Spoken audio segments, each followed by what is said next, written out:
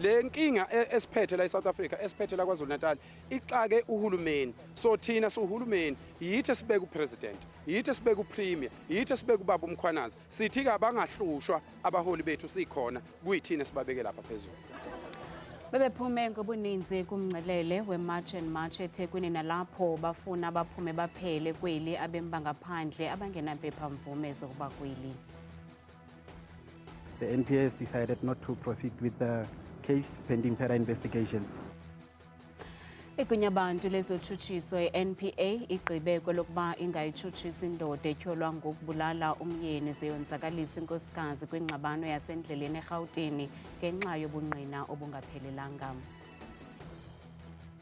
From what other source could Sergeant Kosi possibly have received this document? Bear in mind that you have said, ordinarily, this is a document used by the BEC. Inhloko elawula ezezimali kwisixeko nenqunyanyisiweyo emsebenzini kumasipala waseTshwane uGareth Mnisi uqinwe ngemibuzo kwikomishoni kaMadlanga ngokuphathelene namaxwebhu ethenda nanikwa uSargeant Fani Nkosi.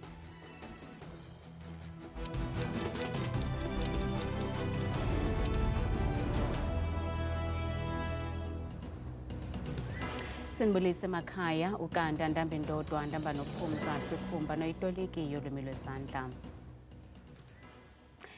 Iqela le-March and March namhlanje liphinde labamba umngcelele eThekwini nanjengoko liqhubeka phambili nephulo lalo lokukhangela abemi bangaphandle abakweli ngokungekho mthethweni. Eli qela lityhola abemi bangaphandle ngokuthengisa iziyobisi kweli kwaye lifuna baphume baphele abemi bangaphandle abangenampephamvume zokuba kweli lizwe. Iqela elilwa nezenzo ezigwenxa ezenziwa ngabemi bangaphandle, iMarch and March ityhola ngelithi abezopolitiko kweli bohlulakele ukujongana ngqo nezenzo zolwaphulo-mthetho ingakumbi ezenziwa ngabemi bangaphandle. Eli qela namhlanje ligcwalise izitalato zase-KZN emva kokubanjwa kwamanye amalungu izolo ngethuba liqhubela phambili nephulo lalo lokulwa ulwaphulo-mthetho. Zonke itole la eThekwini zabantu bokufika sicela ukuthi beyeke ukusebenza la eThekwini ngoba okokuqala balanga okungekho emthethweni. So akukwazi ukuthi umuntu olanga okungekho emthethweni ebese ithole sesebenza. Ngoba uma uzosebenza ufuna ube lapha ngokusemthethweni uphinde futhi ube nepermit okuyi business permit. So awukwazi ukuthi uthi ulanga okungekho emthethweni bese uphinde uyasebenza la. Bakatyhola ngelithi amapolisa alala ngengubenye nabemi bangaphandle. 80 wama-officials are in jail. 25 of senior officials are in jail. Bakhwabanisa imali engaphezulu ka-180 million. So even umuntu onawo amaphepha akawekho emthethweni ngoba amaphepha wawathola enzelwa endlini. Eli qela le-March and March lithi likulungele ukuxoza mphini wumbi ukuba abemi bangaphandle abakweli ngokungekho mthethweni bayaxhathisa ukufuduka. Khathi revolution awukwazi ukuyiqagela, awukwazi ukuyifosiya. So sizobona ngaleso sikhathi uma bengasahambi ukuthi ke ikuphi okunye okwenzakalayo. But laba esazi ukuthi benza izinto ezirong singanitshela nje siniqinisekise ukuthi bazwana. Kulendeleke ukuba eli qela le-March and March ligaleleke kumbindi wedolophu yaseRhawutini ngomvulo weveki ezayo. Umkomishinala wamapolisa kuzwelonke uNjengele Fani Masimolo uvele enkundleni kaMantye ePitoli namhlanje ngezityholo eziphathelene nethenda kwinkonzo yesipolisa exabisa i-350 million nebandakanya uVusumuzi Kate Matlala. OkaMasimolo uxelele onondaba emva kokuvela enkundleni ukuba umsulwa yaye akukho nto imdibanisa nabantu atyhola nabo kweli tyala. Kanti uza kuvela kwakhona enkundleni ndawonye noMatlala nabanye abarhanelwa abali-15 ngomhla we-13 kuMeyi walo nyaka. They must remain committed and do the work. Yes, I might be being dragged closer to serious criminals, which I don't know them, but they must stay positive, serve the people of South Africa, look forward. I know that I am not guilty, I am not wrong, but of course the trial must still take its course. And all I'm saying is stay focused, don't be diverted.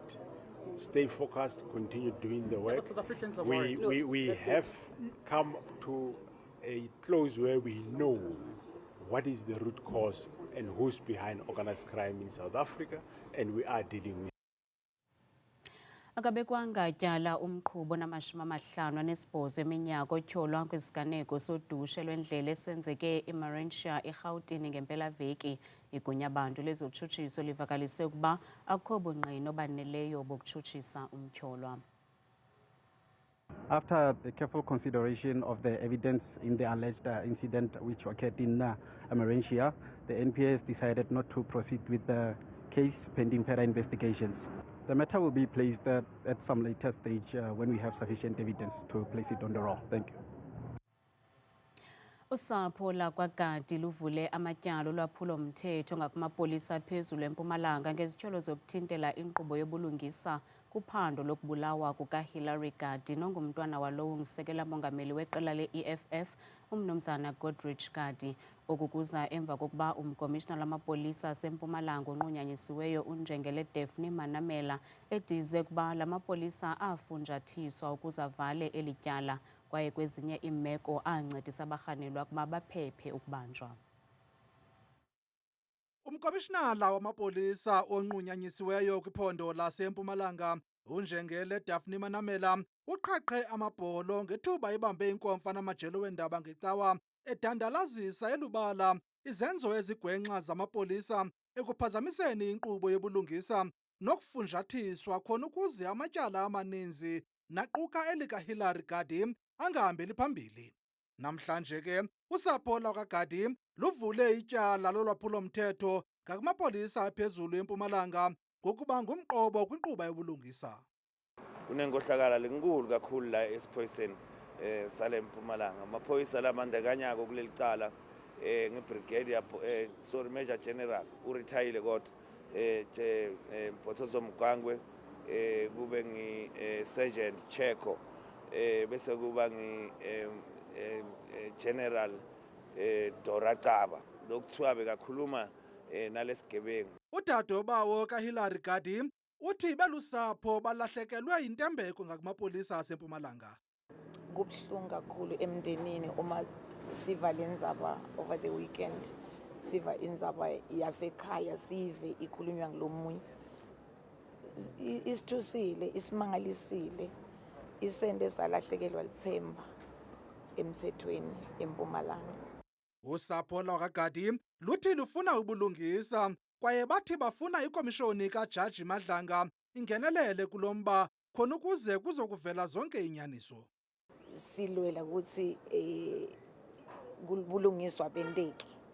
Siyafisa ukuthi likhuphukele etulu la sitothola incedo khona. Angeke sithule kungendeki lokho. uHillary Gadi wafunyanwa eswelekile emva kokubulawa ngolunya ngomnyaka ka-2022. Ukanti usapho lwakhe luthi soze luxole de babanjwe bonke abo banesandla kwibholo lokubulawa kwakhe.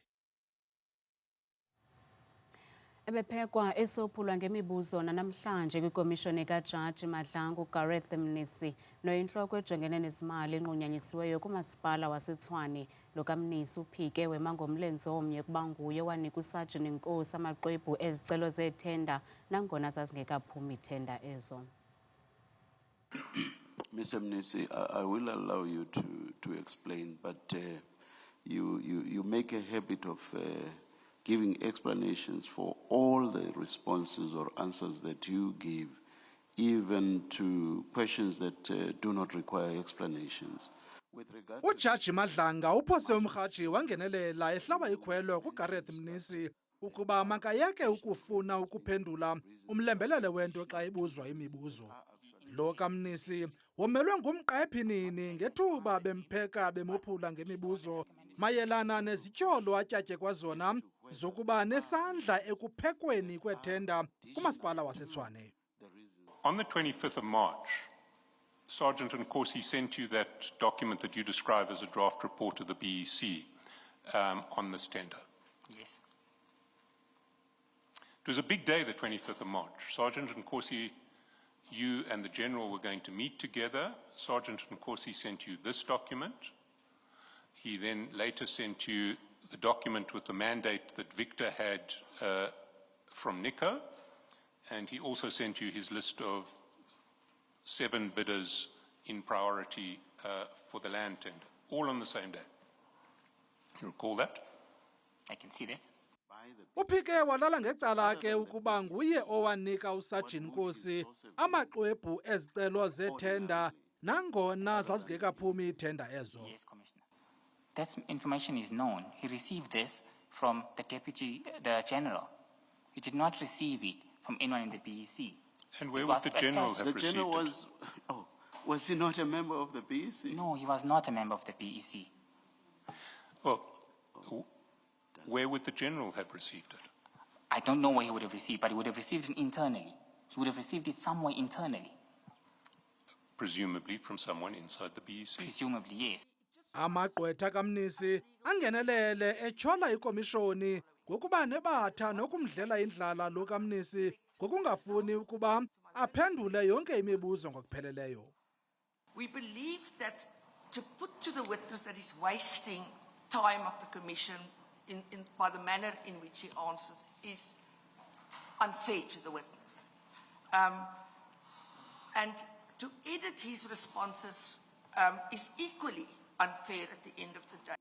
Ujaji Madlanga uzikhabile ezityholo esithi lo kaMnisi akadlelwa ndlala kwaye soze bamiyeke enze unothanda aphendule imibuzo ngendlela ethandwa nguye. I understand where you are coming from, but I will never agree that Mr. Mnisi will be given a free hand to explain even where that is not necessary. Lo kaMnisi ubethe ngenqindi etafileni esithi nangona esazana kwaye enobuhlobo nosajini Nkosi kodwa akazange enze into ezigwenxa kwinkqubo yethenda ngelokuxhamlisa usajini Nkosi. Mapolisa KwaZulu-Natal athavule ityala lokutshisa emva kokuntunyekwa ngomlilo kwesikolo samabanga phezulu ngolwesihlanu eNanda.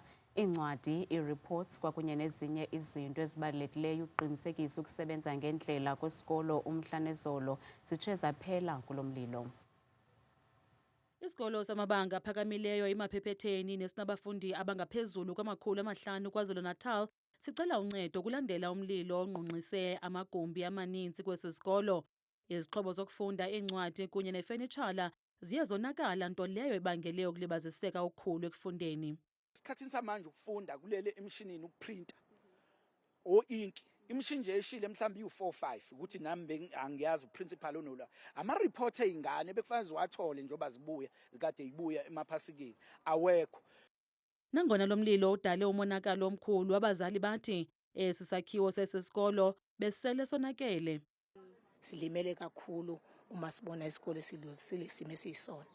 Besivele singasigculisi, sizivele singekho right, sinomngozi kavede ngoba khona nje iclass elifunda ingane lefunda ugrade 11.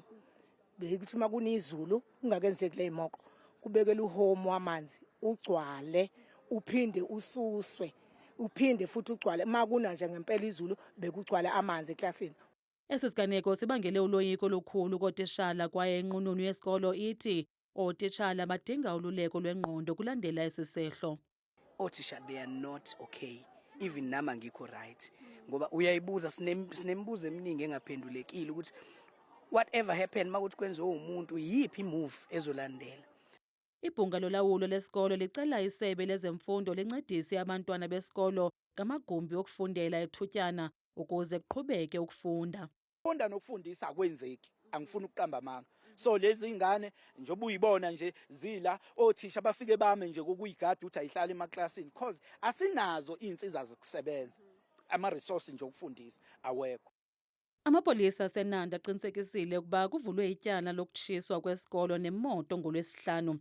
Ukanti abarhanelwa bakaziwa kwangoku kwaye isizathu sokutshiswa kwesi sikolo sisaphandwa.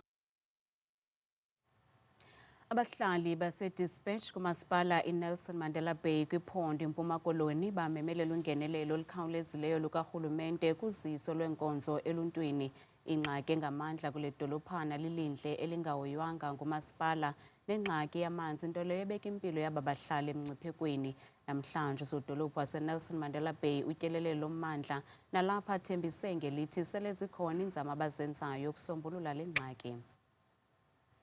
Usodolophu waseNelson Mandela Bay uBabalwa Lobishe uthi zizigidi zerandi ezibekelwe bucala zokulungisa iziseko zogutyulo lwelindle kumasipala wabo.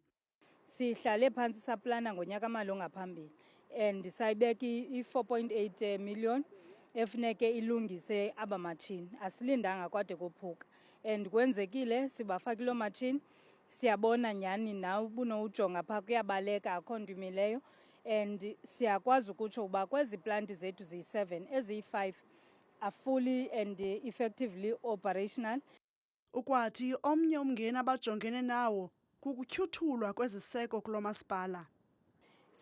Sikwakho ne-drift sense ayikho fully operational because i-burglary iyenzeka pha siyafaka bayadungcula siyafaka bayadungcula. So sizamela into yoba kulo unyaka mali masifocuse more ekubekeni imali ye-security sizokwazi ufaka njengee-forms ezi-different ze-security measures. Sithetha nje sele lwenziwe uhlaziyo kwezinye zeendawo zogutyulo lwelindle. Kuyafuneka ke silungise izisefo pha esithi zii-screens ukuthatha yonke lento ingafuneki ingene kwisystem yethu. Silungise ezo screens ezo, salungisa impompo zokukhupha igrit, amatye la siwafumana kwisystem namathambo ne-rice zonke ezo zinto. Yimali engange-4.8 yezigidi zerandi ebekelwe bucala nezokulungisa iziseko zogutyulo lwelindle kumasipala iNelson Mandela Bay. Nazimozulu noThabile Makhaphela.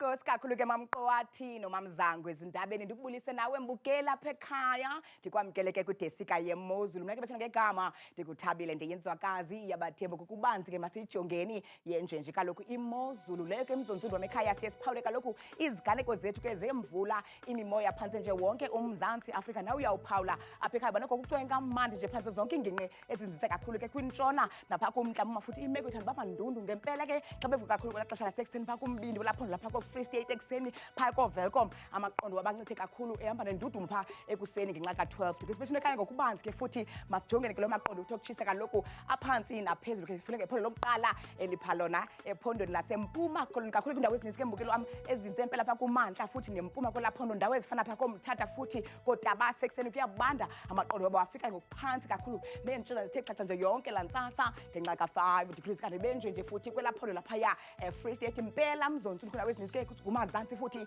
nencam kolaphondo phaya ekuseni amaqondo aphantsi kakhulu kwindawo ezininzi njengaphaya koBloemfontein futhi bevuswa nguye kaloku ke la 6 degrees kanti ke futhi benjenje kwelaphondo laphaya entshona khona nempela kwindawo ezininzi ke phaa kwimpuma namantla kwelaphondo futhi amaqondo wabo phantsi ngeyona ndlela phaya koBeaufort West umzeko sekuseni futhi qaba ngamafu nexa bevala futhi belusongo usuku ngomso ngelashumi nje elikhatshwa sisithandathu kanti ke futhi benjenje futhi ephondweni laphaya eNorthern Cape impela ke futhi ke kumantla futhi koKoromani kwasekuseni yiloo nkwankca nomoya obhudla ngokuqatha kakhulu phaya xa bevuka ekuseni amaqondo wabaphantsi ngeyona ndlela phaya ifika ku-10 degrees kanti futhi mbukela ekhaya benjenje kwelaphondo laphaya eNorthwest impela ke futhi ndawo ezininzi ezikwintshona namantla kwelaphondo njengaphaa koTosca ekuseni futhi zezo ziganeko zeentshizane nje zithe xhaxha phantsi yonke laa ntsasa ngo-15 degrees kanti mbukela ekhaya baphila kanje futhi ephondweni laserhawutini impela ke kundlunkulu phaya kooPretoria kwasekuseni futhi nazo zonke nje ezangingisi kuthiwa kuyabanda ekuseni nenkwankca futhi iyavakala ngenxa yelashumi nje elikhatshwa sisithandathu bukela ekhaya nyuka nam ngokubanzi sijongeni phaya futhi ephondweni laphaya koLimpopo kumazantsi futhi nentshona kwelaphondo phaa koBilabela kwasekuseni zezo ziganeko zeentshizane nje zithe gqa yonke laa ntsasa ekuseni futhi naphaa koThabazimbi kusanetha ngenxa yakhe ke u-18 degrees kanti ke baphila futhi ngolu hlobo phaya ephondweni lasempumalanga ngamandla kwindawo ezininzi ke ezikumantla futhi nentshona kwelaphondo phaya koMiddelburg kwasekuseni futhi inkwankca nomoya obhudla ngokuqatha phaya emalahleni kwasekuseni lishumi nje likhatshwa sisithandathu bukela ekhaya vumalo ndiyivale ke ndiyisoke futhi imozulu phaka iphondo lokugqibela KwaZulu-Natal impela futhi kumantla koPhongolo ekuseni kuyabanda ngenxa yelashumi nje elikhatshwa sisithandathu napha koVryheid kwimpuma futhi amaqondo aphantsi kakhulu ngo-13 degrees mna ndikuthanda kangaka xashele myoli